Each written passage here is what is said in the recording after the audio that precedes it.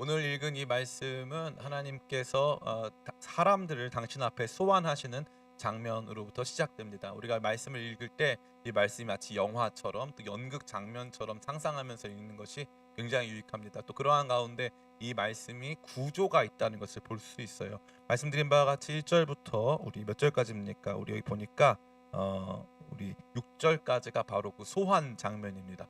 하나님께서 사람들을 하나님 앞에 모으고 있는 것이죠. 그래서 여기 보니까 뭐라고 되어 있습니까? 여기 2절이죠. 온전히 아름다운 시온에서 하나님이 빛을 비추셨도다. 1절 전능하신 이 여호와 하나님께서 말씀하사 해 돋는 데서부터 지는 데까지 세상을 부르셨도다.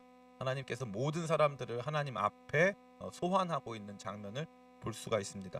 이 소환 장면에서 우리가 보게 되는 것은 하나님의 어마어마한 위엄이죠. 위엄. 그래서 3절에 보니까 우리 하나님이 우서 잠잠하지 아니하시니 그 앞에는 삼키는 불이 있고 그 사방에는 광풍이 불리로다.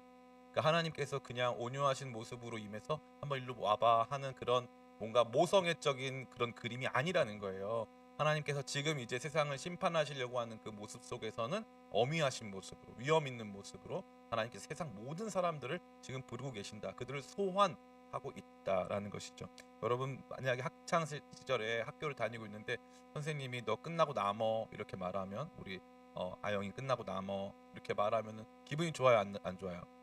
안 좋잖아요, 그죠? 또 그냥 사랑스러운 말씀으로 아영이 끝나고 남어 이러면 괜찮은데 아나영 끝나고 남어 이러면은 뭐지? 어미하시고 보니까 뭐라고 되어 있습니까? 삼키는 불이 있고 사방에 광풍이 불리로다. 이런 생각이 또 들잖아요. 또 심지어 성적표 주는 날이었으면 더 마음이 또 불편할 수 있겠죠. 그러니까 지금 이 장면에서 우리가 먼저 시편을 딱 읽어가면서 느껴져야 하는 바로 그 어떤 심상이 무엇이냐 하면 하나님이 지금 굉장히 위험 있고 어미한 모습으로 사람들을 하나님 앞에 소환하고 있다라는 것이죠. 그러한 과정에서 이제 하나님께서 어떻게 하십니까? 6절 말씀이죠. 같이 한번 읽어볼까요? 4절부터 6절 같이 읽습니다. 시작. 하나님이 자기의 백성을 판결하시려고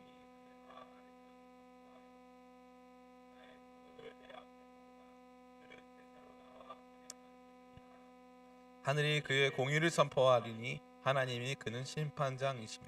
아멘.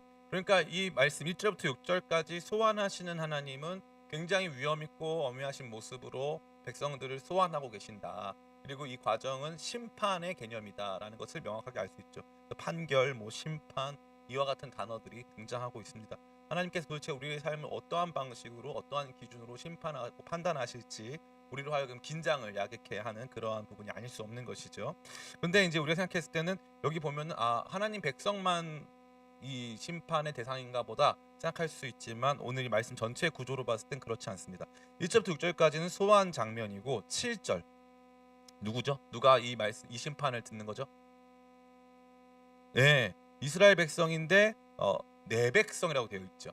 내 백성아. 그러니까 하나님께 속한 사람들에게 우선적으로 하나님께서 심판의 메시지를 전하고 계시다라는 것을 알 수 있습니다. 근데 여기서 끝나느냐? 그렇지 않죠. 16절에는 그러면은 하나님께서 이스라엘 백성들 말고 또 누구에게도 심판의 메시지를 주십니까?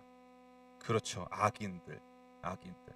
그래서 이스라엘 백성들 외에도 하나님의 심판 가운데 서야 하는 악인들이 존재한다. 그런 것을 볼 수 있습니다. 그러니까 이것은 우주적 심판이고 하나님께서 모든 사람들에게 예외 없이 주시고자 하시는 심판과 판결의 모습과 내용과 기준을 저와 여러분에게 보여주고 있다는 것이죠. 그럼 하나님 백성에게 주시는 하나님께서 주신 심판의 기준은 무엇일까요? 딱 한 가지입니다. 너무 놀랍죠? 그것은 어떻게 시작됩니까? 하나님은 재물 때문에 우리를 책망하지 않겠다는 거죠. 우리 8절 말씀 7절 8절 같이 읽겠습니다.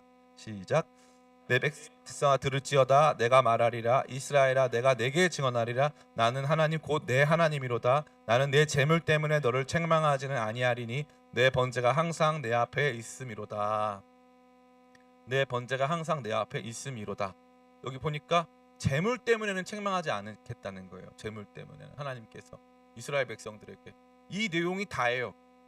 하나님의 심판의 메시지 핵심이 뭐냐 하면은 이 내용이 답니다. 나는 재물과 관련돼서 너한테 심판하지 않겠다라고 말씀하는 거죠. 물질적인 부분에 대해서 심판하지 않겠다라는 것입니다. 제가 어저께 어떤 세미나가 있어가지고 당진에 있는 어느 교회에 방문했습니다. 거기 담임 목사님하고 소수 이제 목회자분들 그 교회가 당진 시골에 있는데 다음 세대가 5천 명 어른이 5천 명, 10,000명 나오더라고요. 갔더니 대학교 캠퍼스 같아요. 여기 당진 동일교회라고 하는 교회인데 정말 뭐 전설적인 교회입니다.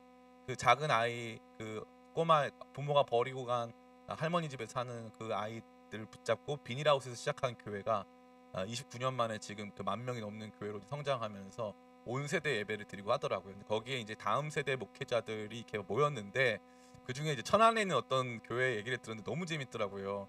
거기도 똑같이 이제 어린이들 중심으로 교회를 시작해서 10년은 되니까 이제 어린이들이 청년들이 되고 막 하잖아요. 그러더니 이제 청년들한테 이제 그 교회는 침례 교회인데 교회에 일반 회원이 있고 정회원이 있대요. 일반 회원은 이제 주일날 교회 출석하고 교회 등록한 사람들.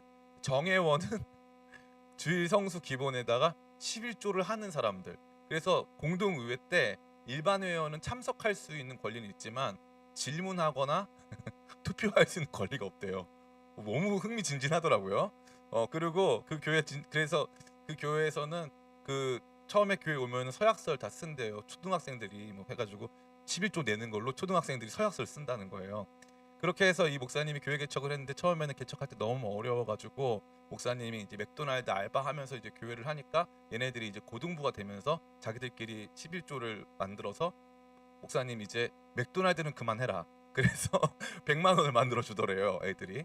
그 다음에는 이제 목사님이 태권도장을 하고 있었는데 태권도 사범을 하고 있었는데 애들이 이제 대학교 올라가면서 200만 원을 만들어서 목사님 태권도도 그만둬라. 그래가지고 목회에 전념해라 이렇게 한다 하더라고요. 그 목사님이 그거를 본인 박사학위 논문에 쓰면서 11조라고 하는 것이 과연 그냥 그냥 이 신앙적인 것이냐 아니면 의리냐 의리.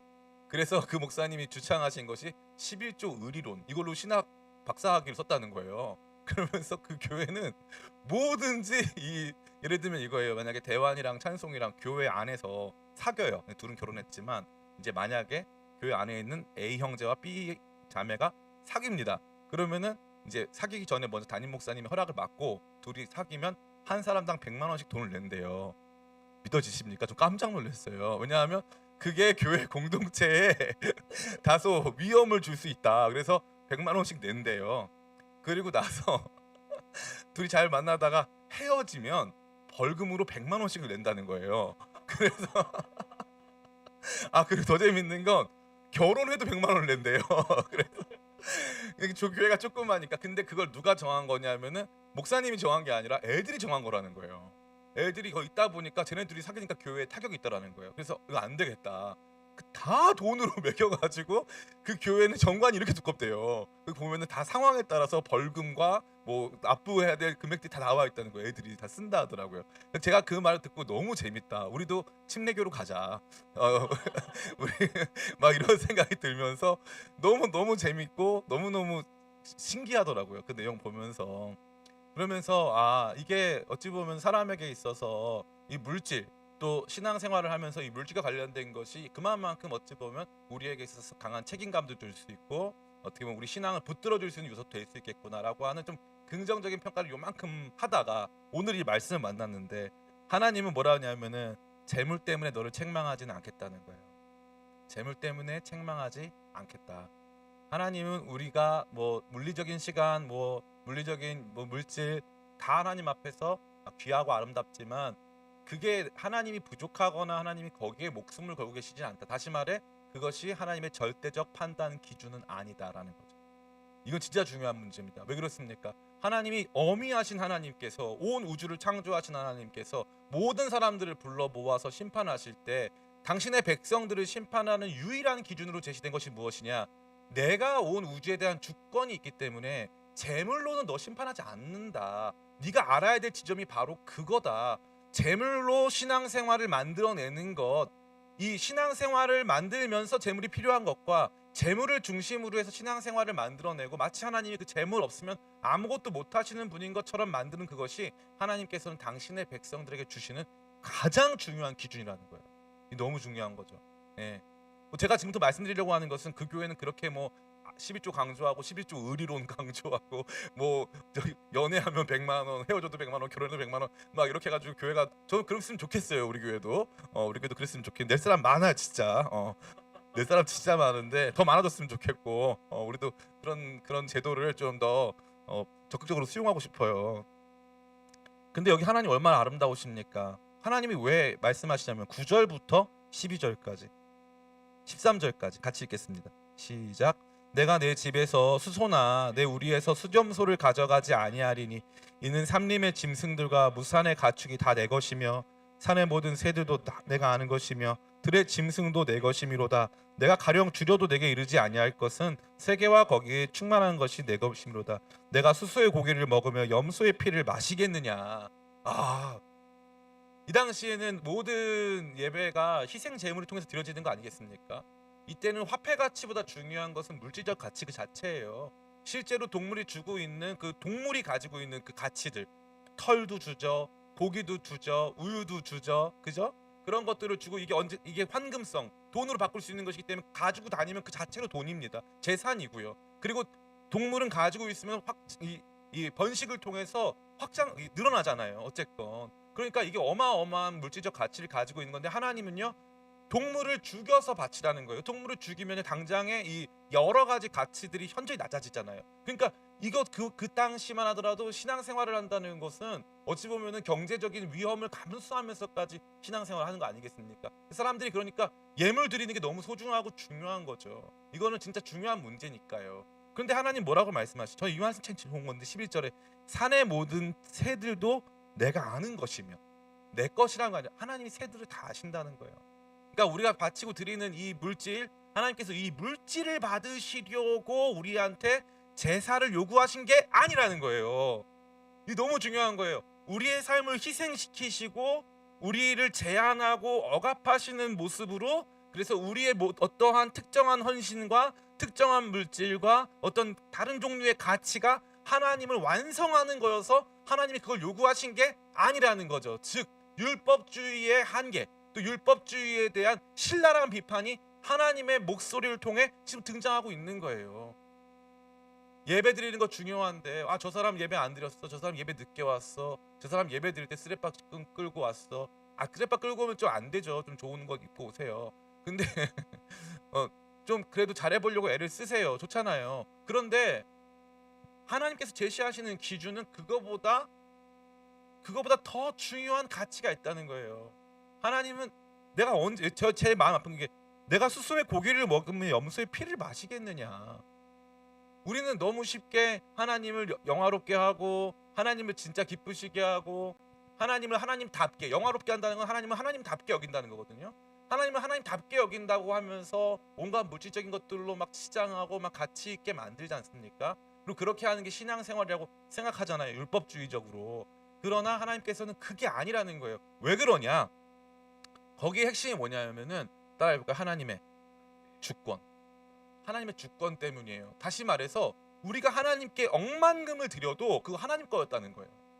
어차피 하나님 거라는, 우리가 주님 앞에 드리는 아름다운 노래도 하나님 거라는 거죠. 하나님이 안 주셨으면 못 부르니까, 그죠? 다 하나님 거라는 거예요. 내가 가지고 있는 모든 게 다 하나님 거잖아요. 그 내 건데 내가 다시 돌려받는다고 해서 하나님이 기쁘시겠냐 이 말이죠.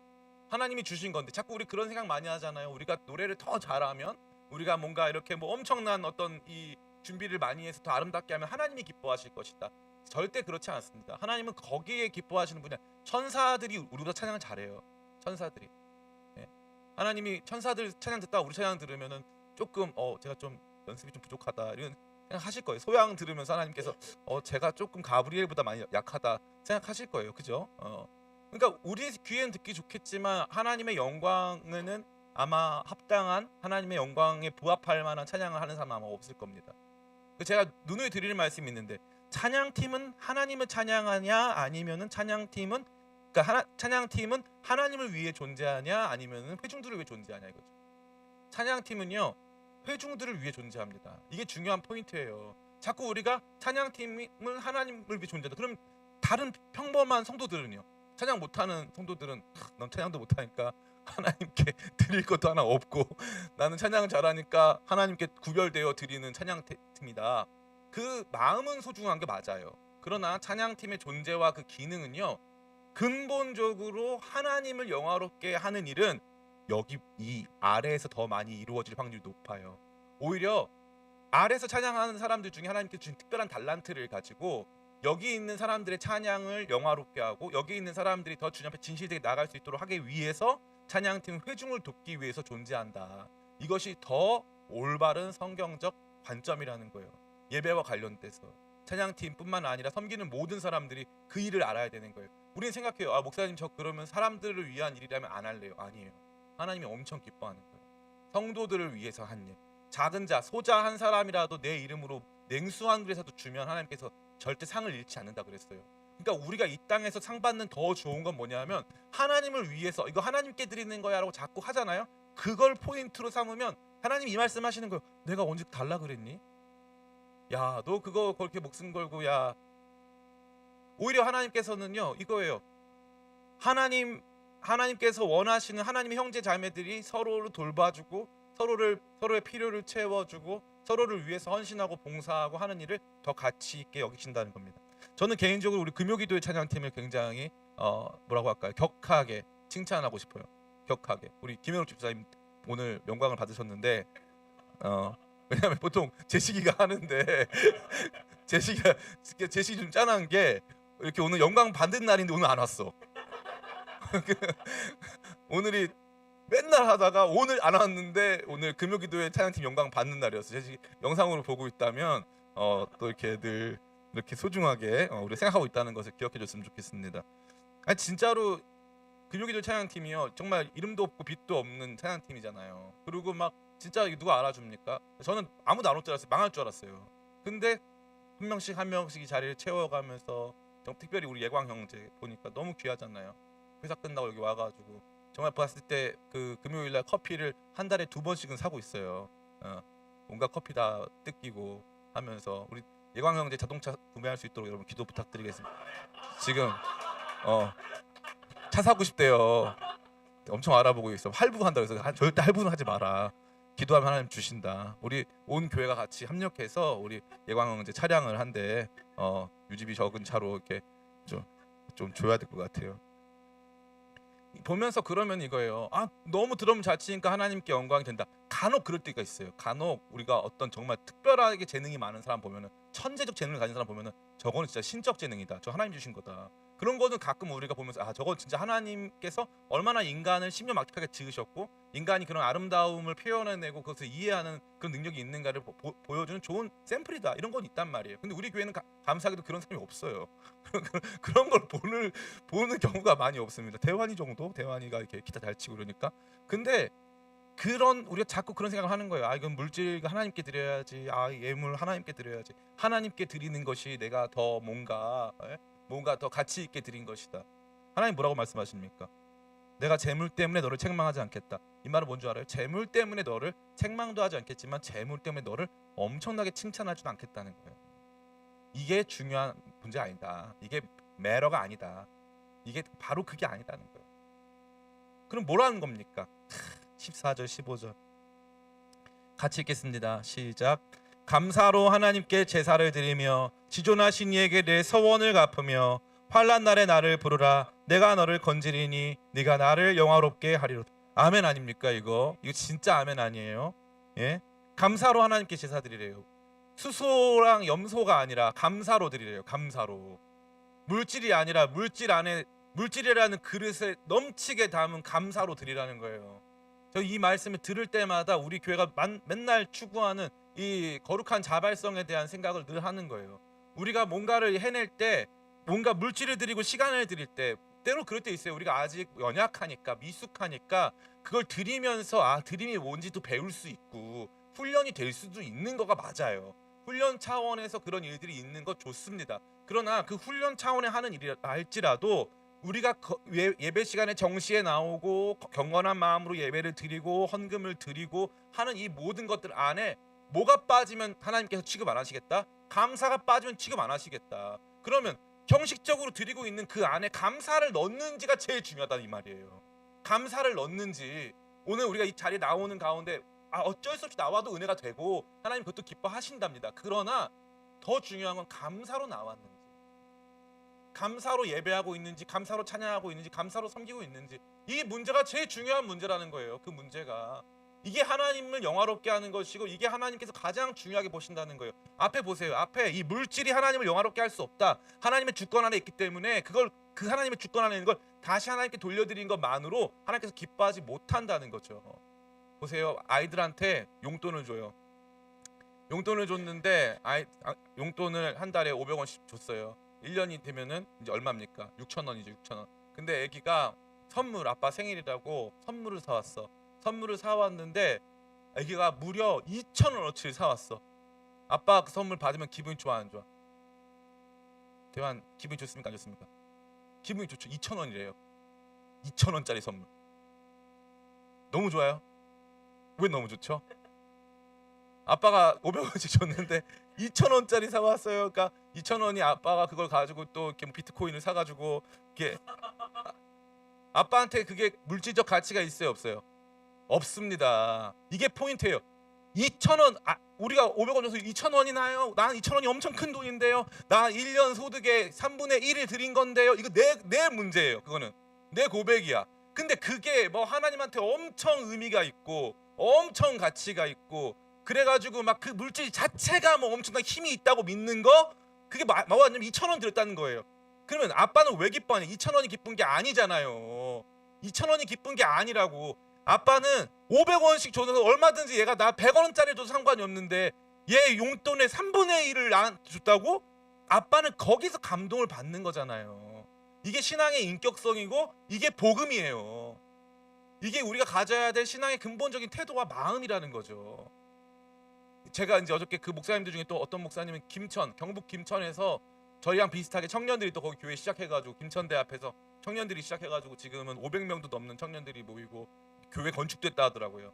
근데 교회 건축할 때쯤 되니까 어떤 분이 원래 거기 땅을 700평을 그 교회에다가 헌물하시겠다고 계속 이렇게 말씀하셨대요. 그래서 이제 교회 건축 얘기 나오니까 목사님이 여쭤봤대요.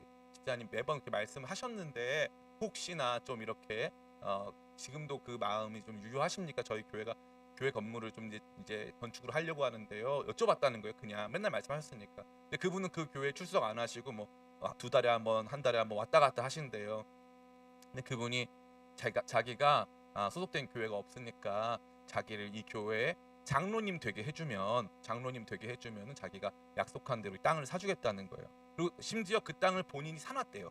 자기 명의로. 그래서 그거를 교회에다 헌물을 하고 교회 공사할 수 있도록 주겠다는 거예요. 근데 그 목사님이 기도하다가 그 땅 받겠다고 우리 교회에 이렇게 헌신도 안 한 사람을 장로로 세울 수는 없다. 그 판단이 들어서 정말 예의 바르게 집사님 저희가 그거는 건물 문제와 장로 문제는 다른 문제 같습니다. 저희가 그렇게 못 해드리겠습니다. 그랬더니 본인이 그동안 했던 헌금 다 달라는 거예요. 다 달라고. 그래서 교회가 그 헌금 다 계산해서 다 돌려드렸대요. 다 돌려줬다는 거예요. 그러면서 제가 느낀 게 뭐냐, 우리가 가장 냄새나고 가장 신앙인답지 못한 태도와 행동이 뭐냐 하면 이 신앙과 물질의 문제에 대해서 이것이 갖고 있는 근본적인 본질, 다시 말해서 이 하나님의 주권 아래서 하나님께서 주신 모든 은혜에 대해서 감사하고자 하는 이 근본적인 감사가 없을 때 죄송하지만 이거는 다른 모든 것처럼 썩고 의미 없고 부패하고 냄새나고 사실 굉장히 초라한 것을 넘어서서 추한 것이 될 수 있다는 거예요. 추한 것이 될 수 있다. 그래서 결론이 뭐냐, 그분이 그 땅을 이제 교회한테 안 주니까 교회는 그러면 모르겠다 하고 이제 열심히 이제 같이 또 기도하면서 건축 준비를 했대요. 근데 그분도 시간이 지나니까 이 땅 700평이나 되는 땅을 갖고 있기가 좀 그러니까 팔려고 다른 데다 더 비싸게 팔려고 했는데 아무도 안 사더래요. 그 땅을. 그 땅이 700평이 이렇게 있는데 뒤에 공원 3,000평이 있대요. 그 공원은 나라 거고 여긴 딱 그 교회만 쓸 수 있다. 그래서 교회랑 공원이랑 붙어 있대요. 너무 좋대요. 근데 그 땅을 신기하게 아무도 안 샀더래요. 그래서 거기가 어떻게 했냐면은 경북 그 토지공사에 그 땅을 다시 헐값에 매각했다는 거예요. 그럼 토지공사에서 이제 그 땅 살 사람 해가지고 모아가지고 추첨을 했대요. 추첨. 근데 그 교회가 당첨이 됐대요. 그래서 엄청 저렴한 금액에 그 땅 받아서 그 땅에다 공사했다는 거예요. 여러분 보세요. 이게 무슨 동화 같지만 저 동화라고 생각했어요. 동화. 이건 동화다. 욕심꾸러기 집사님 뭐 이런 동화. 욕심꾸러기 집사님 장로 받으려고 했다가 처음에 산 거보다 싸게 팔았고 교회는 추첨했는데 우리가 됐네. 동화잖아요, 동화. 이, 이 단순하고 이 뭐라고 할까요? 너무 어찌 보면은 진짜 동화적인 이 내용 안에 진리가 담겨 있는 거예요. 그거 몇 푼 했다고 그거 주인 노릇하고 이게 얼마나 귀한 건 줄 아냐? 그게 얼마나 대단한 건 줄 아냐? 그런 생각하면은 그게 하나님께서 우리 성도들이 가장 원하지 않는 모습이라는 거예요. 성도 여러분, 우리 진짜 최소한 이러한 성도는 되지 않게 축복합니다. 진짜 우리 하나님께서 우리를 제일 사랑하시는 건 2,000원이 아니라 하나님이 주신 작은 건데, 그 작은 것 중에서도 하나님, 제가 이거 하나님 위해서 준비했거든요. 하나님 거기에 녹으시는 거예요. 하나님 아버지 거기서 녹으신다고. 그러니까 이게 믿음이고 이게 우리가 걸어가는 길이라 이 말이에요. 하나님 거기에 녹으신다고. 그러고 나서 뭐라고 합니까? 두 번째, 감사로 하나님께 제사드리면 14절에 지존하신 이에게 내 서원을 갚으며. 서원 감다고. 또 목사님 이거 서원, 이게 서원 쉽지 않은데요. 서원이요. 자, 그럼 여러분이 물어볼게요. 서원은 내가 한 거예요, 하나님 시키신 거예요? 내가 한 거죠. 그러니까 서원이니까 하나님이 맞아요. 하나님이 그 서원이라고 하는 제도를 만드셨어요. 근데 이 제도를 만들 때 이런 거예요. 만약에 너가 그런 감동이 생기면 하나님 앞에서 하겠다고 약속해라는 거예요. 그럼 약속은 하나님이 강제로 시켰어요, 내가 한다 그랬어요? 내가 한다 그랬어요. 하나님이 그러니까 우리가 자꾸 서원 얘기 나오면은 마치 이제 신학교 가면 엄청 많잖아요. 신학교 가면은 거기 요한이 있고 뭐 다니엘 있고 우리 교회 이제 신구약 다 있는데 다니엘 있고 뭐 거기 뭐 모세 있고 다윗 있고 뭐 다 있잖아요. 사무엘 있고, 예? 다 있잖아요. 거기 다 있어요. 그러면 다 한 말이 뭐냐면 자기는 신학교 절대 안 오려고 했는데 엄마 아빠가 옛날에 기도해가지고 기도할 때 서원에서 왔다. 내 의사랑 상관이 없다. 맨날 그런 얘기 하잖아요. 그러니까 마치 서원은 율법적인 것처럼 생각해요. 근데 이거 뭐냐면요, 이거예요. 하나님 나중에 커서요, 하나님 제가 효도해 드릴게요. 하나님 제가 하나님한테 좋은 선물 드릴게요 하고 만약에 있었어. 그거 까먹었어. 그거 안 지켜도 돼. 안 지켜도 되는데 어느 날 제가요 예전에 초등학교 때 중학교 때 하나님께 약속했던 거 제가 지금 조그맣게라도 지켜보려고 해요. 하나님 기뻐요, 안 기뻐? 엄청 기쁜 거죠. 이게 신앙의 인격성이고 우리가 바라봐야 되는 신앙적 지점이에요. 이 훈련이 필요한 거예요. 그러니까 하나님 앞에 결단한 내용들을 지켜보겠다고 발버둥치는 그 수고와 그 열심과 그 순수성이 하나님을 기쁘게 한다는 거죠. 그리고 하나님을 또 기쁘게 하는 게 뭡니까? 15절, 환난 날에 나를 부르라. 기도하는 거죠. 기도하는 거예요. 하나님 의지하는 거예요. 환난 날에 하나님 의지한다. 그러면 어떻게 한다? 하나님이 건지신다. 하나님의 건지심까지 경험한 다음에 그렇게 한다면 재미가 뭐냐면 네가 나를 영화롭게 하리로다. 하나님이 영광 받으시는 지점이 바로 거기라는 거예요. 하나님께 감사하는 사람, 하나님 앞에 뭔가 하겠다고 약속한 것을 지키려고 애쓰는 사람, 그리고 하나님 앞에 어려운 순간에 기도하는 사람.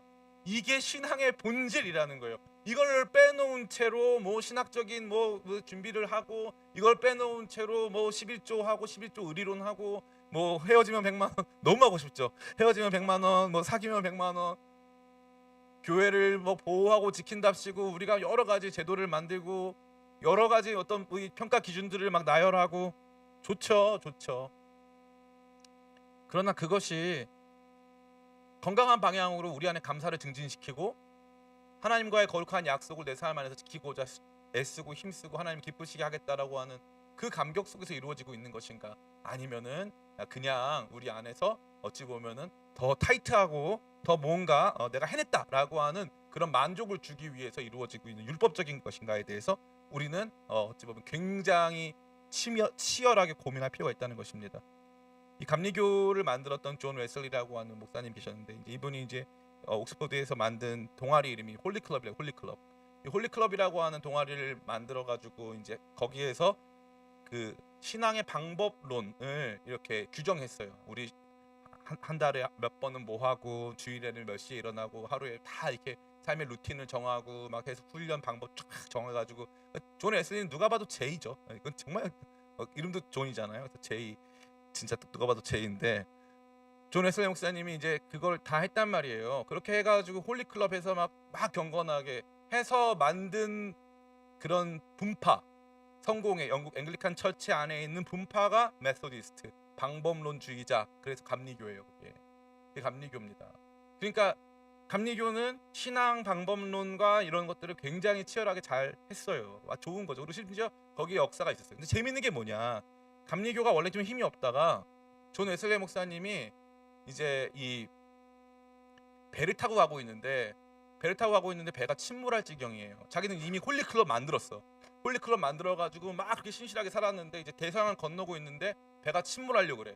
그랬는데 자기도 신앙인인데 거기 모라비안 교도들이 있거든요. 모라비안 교도들은 이제 체코 지역이 이제 모라비아 지역이라고 해서 체코 지역에 있는 이제 경건주의 신도들이에요. 근데 배가 침몰하려고 하는데 자기는 너무 무서운데 이 사람들은 찬송을 부르는 거야.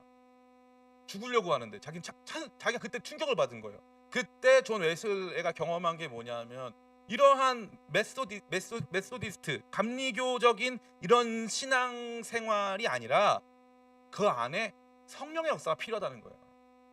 그거 없으면 이 방법론 똑같이 또 율법된다 이거지.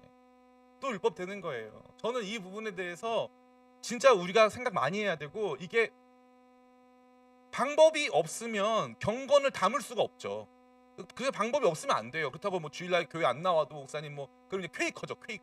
퀘이커 교도는 이제 아무 때나 모여가지고 이제 불 켜놓고 자, 이 불 속에서 주님께서 우리한테 뭘 말씀하시는지 보자 해가지고 막 말씀을 하시는데 공통 현상이 뭐냐면은 종교 현상 중에 하나가 공통 종교 현상이 떨리는 거였어요. 그냥 메시지가 없어요. 거기는 퀘이커 교도들은 떨림이 오는 거예요. 떨림이. 그래가지고 몸이 흔들린다 그래서 어스퀘이크, 퀘이커예요. 퀘이커. 그게 이제 미국의 동부 지역 인근에서 비슷한 현상을 만났는데 얘네는 바닥이 떨린다기보단 몸이 좀 흔들려가지고 쉐이커, 심지어 쉐이커가 있어요. 미국에. 저는 한국 쉐이커스 거기 있어요. 진짜. 거기는 그런 메시지가 그러니까 방법론이 없는 거예요. 방법론이 없으니까 믿음을 담아낼 수가 없는 거지. 그러니까 제사를 하나님께서 폐하셨습니까? 폐하지 않았다고요. 제사를 폐한 게 아니고 하나님께서 제사를 드리고 있는 우리에게 내가 언제 너한테 재물 보고 뭐라 그랬냐? 그 재물, 너가 드리는 그 재물 안에 감사가 없지 않느냐? 너가 그때는 필요해서 서원해놓고 그 서원을 갚지 않으려고 하고 있지 않느냐? 환난 날에 나 의지하지 않고 있지 않느냐? 그래놓고 이 예배와 이 성전과 이 제도와 이 모임이 어떻게 나를 영화롭게 하냐고 하나님께서 반문하시는 거예요. 이거는 진짜 중요한 문제고, 우리 안에, 우리의 믿음 안에, 우리의 삶 안에 감사가 있느냐, 이게 진짜 중요한 문제입니다. 전 여러분들이 이것을 회복하게 되시길 축복합니다. 어떤 목사님하고 이제 만나서 대화를 하는데 그 목사님이 그러시는 거예요. 이 목사, 내가 보니까 진짜 영성이 좋은 사람들 어떤 줄 알아? 모르겠어요 했더니 진짜 영성이 좋은 사람들은 행복해. 근본적으로 감사하다는 거예요. 너무 감사하다. 너무 감사. 아무리 무슨 신학적으로 대단하고 기도를 몇 시간씩 해도 감사가 없는 사람들이 있다라는 거예요. 그 사람들은 진짜 믿음이 있느냐 봐야 된다 이거죠. 진짜 믿음이 물론 상황적으로 감사가 안 나올 수도 있고 그때 너무 힘들 때가 있는데, 결론적으로는 우리 삶이 고난과 어려움이 지나는 동안 내가 이 고난과 어려움이 하나님 안에서 받고 있는 훈련이요, 하나님이 우리를 만들어 가시는 성화의 여정이다 라는 것을 인정하게 하는 건 뭐냐면, 세월 지나갈수록 의지할 것뿐일세. 아무 일을 만나도 예수 의지합니다. 어려움이 닥쳐오는데 낙심하고 낙담하고 막 좌절하고 안에서 분노가 차오르는 그런 시간들을 많이 지나다가 나중에는 어떠한 상황이 오더라도 마음 가운데 감사하고 기뻐하고 기도하고 하나님 안에서 만족하는 그러한 삶의 변화로 이어진다는 것입니다. 이게 저와 여러분의 신앙적인 비전이 되시기를 예수님의 이름으로 축원합니다. 모든 것이 하나님 거예요. 하나님이 주신 것 안에서 우리가 다른 가치를 만든다고 생각하지 말고, 뭐 대단한 일을 한다고 생각하지 말고, 도리어 하나님께서 내 마음과 진심을 받기를 원하신다 하는 이 마음을 가지고 하나님 앞에 심판받을 때 칭찬받는 저와 여러분들에게 원합니다. 자, 그렇다면 악인들에게 주시는 메시지는 어떠했습니까? 우리 16절부터 22절까지 말씀 같이 읽습니다. 시작. 악인에게는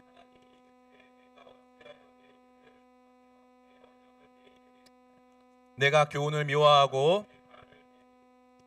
도둑을 본즉 그와 연합하고 간음하는 자들과 동료가 되며 내 입을 악에게 내어주고 내 혀로 거짓을 꾸미어 앉아서 내 형제를 공박하여 내 어머니의 아들을 비방하는도다. 내가 이 일을 행하여도 내가 잠잠하였더니 네가 나를 나와 같은 줄 생각하였도다. 그러나 내가 너를 책망하여 내 죄를 내 눈앞에 낱낱이 드러내리라 하시는도다. 하나님을 잊어버린 너희여 이제 이를 생각하라. 그렇지 아니하면 내가 너희를 찢으리니 건질 자 없으리라.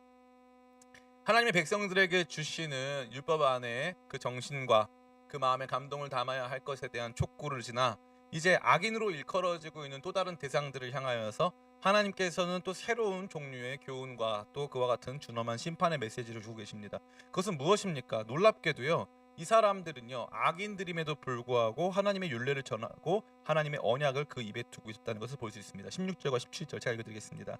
악인에게는 하나님이 이르시되 내가 어찌하여 내 율례를 전하면 내 언약을 내 입에 두느냐. 내가 교훈을 미워하고 내 말을 내 뒤로 던지며. 너무 놀랍지 않습니까? 악인인데요. 이 사람들은 하나님을 모르고 하나님과 관련 없는 악인이 아니라는 거예요. 신앙생활을 하고 교회 출석을 하고 말씀을 듣고 하나님의 이름에 대하여서 논하고 하나님 나라에 대해서 논하는 사람들, 그 사람들이 진짜 준엄한 심판 앞에 서게 될 사람들이다 라고 하는 메시지를 이 말씀 속에서 보여주고 있는 것입니다. 맞습니다. 바로 이것입니다. 우리가 하나님 앞에서 진짜 악인들은 누구냐 하면 하나님 아예 모르는 사람들은 진짜 악인이 아니에요.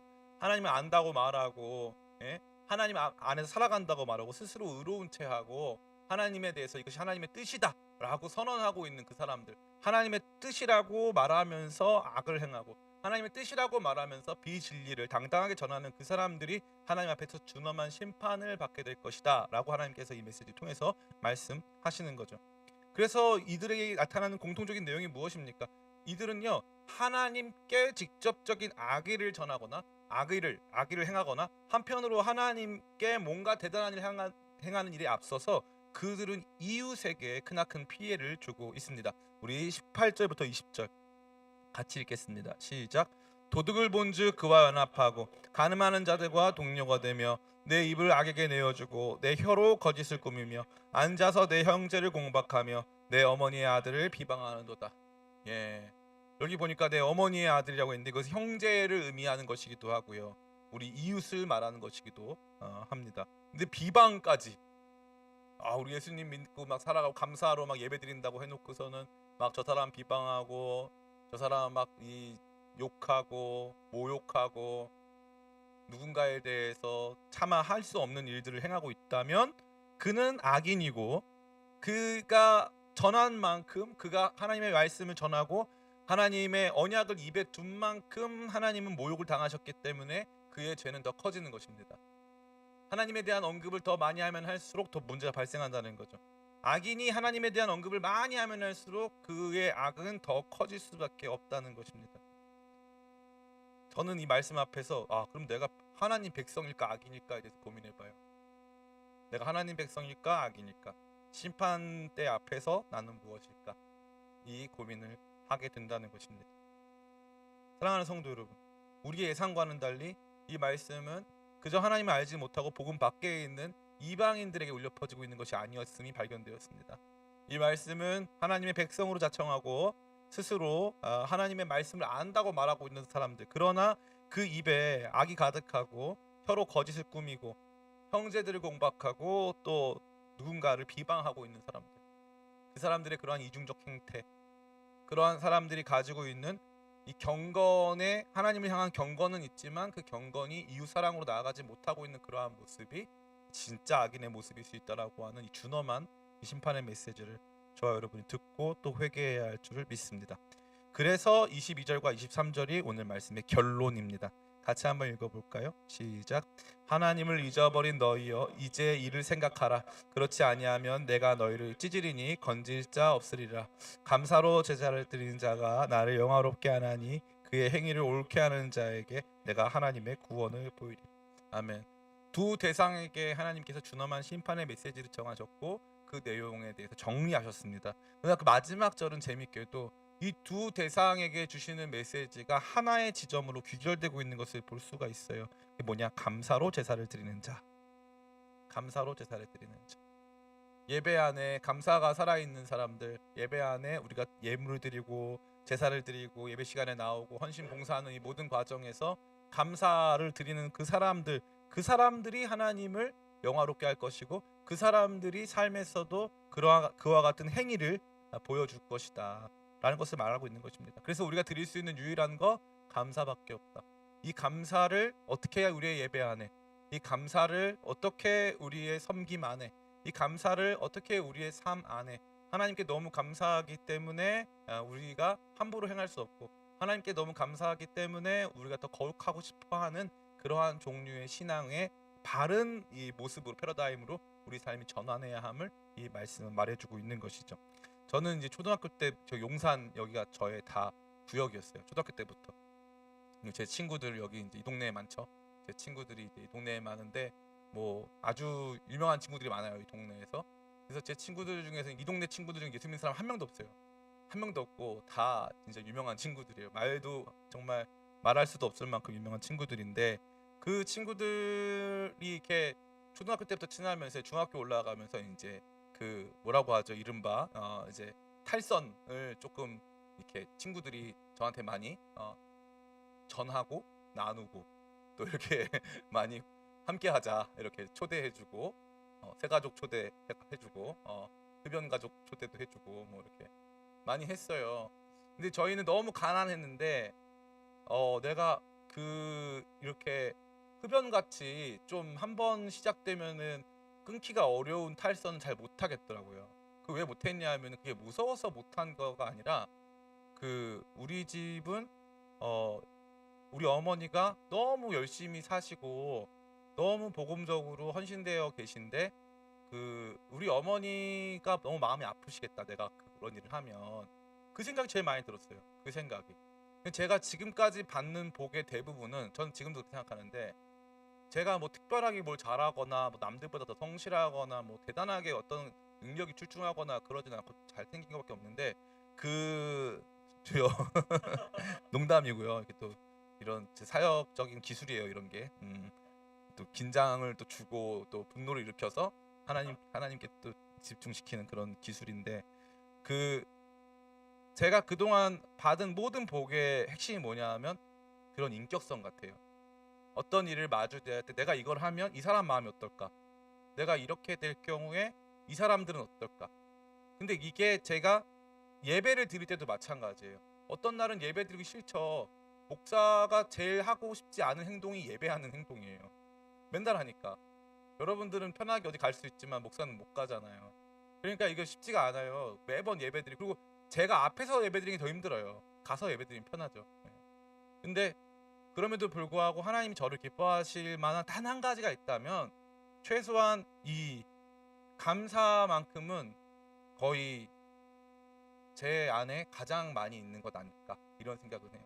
감사. 제가 어디 이제 그 선교 갔는데 잘 때 누가 그러더라고, 저한테. 목사님 왜 자면서도 감사를 많이 하냐고. 제가 잠꼬대로도 얘기한대요. 감사해야 돼. 감사가 다야 뭐 이러면서.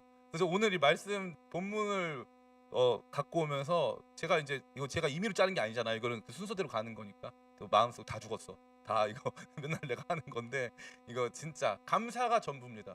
감사 제대로 진짜 감사하는 예배하기 시작하나요? 그럼 어느 시점에 내가 진짜 하나님 앞에서 감사하고 하나님의 주권 안에서 살아가고 하나님의 은혜로 살아가는 존재가 너무 감사하다면 남한테 그렇게 함부로 못해요. 진짜 함부로 할 수가 없습니다. 그 내 예배의 진실성은 내가 타인에게 어떻게 행동하느냐로 나타나게 돼 있는 거예요. 내가 정말 진실하게 예배드리고 있는데 내가 타인한테 함부로 그렇게 할 수가 없다는 것입니다. 그러니까 형식으로 뭔가를 완성하려고 하지 말고, 형식은 그릇이니까 형식은 형식대로 나아가되 형식 안에 감사가 있느냐가 포인트라는 거예요. 그게 없어지면은 저와 여러분이 하나님이 오늘 보시고자 하시는 이 심판의 내용, 야 내가 언제 너네한테 숫소를 달라고 하고 수점소를 달라고 했느냐, 응? 산에 있는 이 모든 것이 다 내 것이고 내가 새들도 다 알고 있다, 다 내가 너한테 준 거 아니냐. 근데 너 왜 나가서 어머니의 아들들을 비방하고 거짓을 일삼고 입에는 하나님의 이름을 막 갖다 넣어놓고. 그 정치하시는 분들이 하나님 이름 가지고 얼마나 이상한 짓을 많이 합니까? 얼마나 이상한 짓을 많이 해요. 너무 속상합니다. 최근에 어떤 형제 만났는데, 우리 교회 다니는 자매가 이제 남자친구 같이 만나달라 그래서 같이 만나서 근데 남자친구가, 목사님, 특정 목사님, 그 사람 정치 엄청 열심히 하는데 그 사람이 말하는 하나님 못 믿겠다 이거예요. 그래서 제가 보면서, 야 이게 진짜 너무 창피하다 싶어서 너무 창피하다. 근데 거기만 그런 것도 아니에요. 이게 한국은요 참 재밌게도요 진보 진영도 진보 진영의 하나님이 있고요 보수 진영도 보수 진영의 하나님이 있어요. 진보 진영의 하나님도 엄청 세요, 여러분. 잘 모르셔서 그런데 진보 진영의 하나님 엄청 셉니다. 진보 진영의 하나님 한신대를 중심으로 해가지고 한신대 감신대 통합측 중심으로 해가지고 진보 진영의 하나님이 진짜 센 분이 그들 세계에서는 정말 세요. 왜냐하면 우리나라 민주화 운동부터 시작해가지고 좀 급진 좌파 운동의 핵심에 예를 들면 통일운동 이런 거 다 한신대를 비롯한 목사님들이 다 주도하고 있습니다. 근데 이 우쪽 오른쪽도 또 목사님들이 주도하고 있어요. 그 목사가 문제가 많아 대한민국은. 근데 목사가 잘 살아야 돼. 이게 목사가 이제 이상해 진짜. 어느 쪽 목사인지 중요하잖아. 목사가 결국 대한민국을 만들고 있어요, 진짜. 네? 그런 의미에서 제가 좋은 목사일까 고민해 봅니다. 그러나 제가 안타까운 건 바로 이 지점이에요. 입에는 말씀이 있어요. 청산 유수입니다. 그리고 막 하나님의 약속 막 얘기하는데 사람들을 막 죽여요. 사람들의 삶을 막 파괴해. 그래 놓고서는 막 예배 열심히 드려. 그게 뭐야 이거? 그게 아무것도 아니지, 그죠? 하나님 딱 이거만 보셨다면 감사로 제사 드리는 자가 나를 영화롭게 하나니. 이게 출발점이고 우리 삶의 완성인 줄을 믿습니다. 우리의 예배를 진정한 감사, 하나님의 주권을 인정하고 고백하고 우리의 삶의 주인 되신 주님께 올려드린 진정한 감사로 채우고 그 진정한 감사가 채워져 우리의 삶의 서원을 주께 이행하고 뿐만 아니라 주변 모든 사람들을 온유한 마음으로 품어주고 그들을 온전케 하는, 그래서 진짜 하나님을 영화롭게 하는 저와 여러분 다 되시기를 예수님의 이름으로 축원합니다. 우리 잠시 같이